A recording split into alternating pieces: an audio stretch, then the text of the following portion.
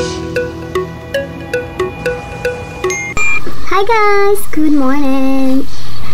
Kailan na ba mo sa tanang isda sa kalibutan guys? So, kung wala pa, ubani ko sa The Great Lakes Aquarium. Kaya itong ila-ilahon, kung atong tanawon ang mga isda diri So, pag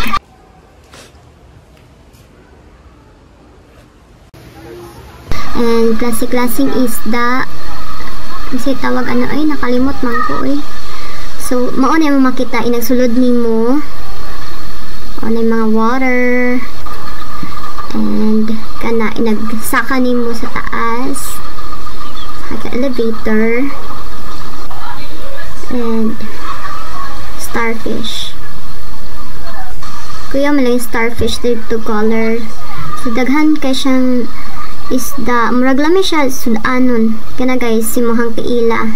So, kailangan bantayan, no?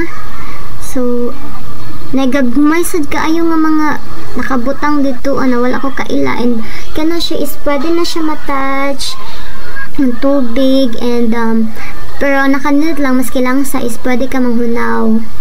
So, naay sabon, naay tissue. So, ilahang tawag diri sa tissue is napkin.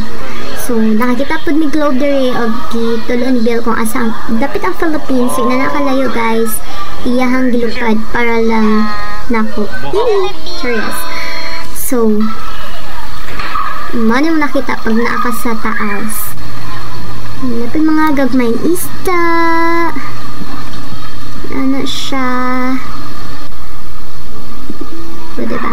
So, nakakita ko to sa Baysor Flowers so as if nagkuan ka na ay siya tubig siya diba nagpretend tang na ay tubig nagbugsay-bugsay kana is Philippine ay di na siya Philippine American Eagle na siya and mas dako ang Philippine Eagle kaysa anak niya akong research sa Google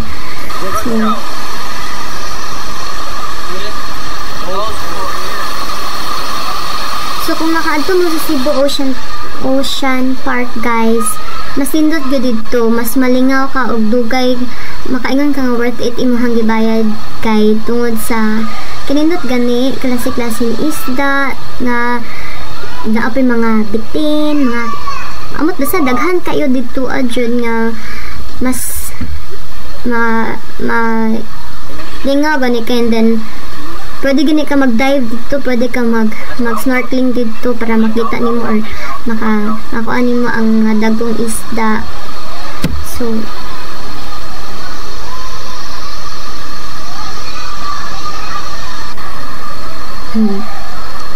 kana turtle nga kuan, yellow. The question of the day guys, ang synonym niya, blue whale the eye. Thank you so much guys. God bless. Bye-bye.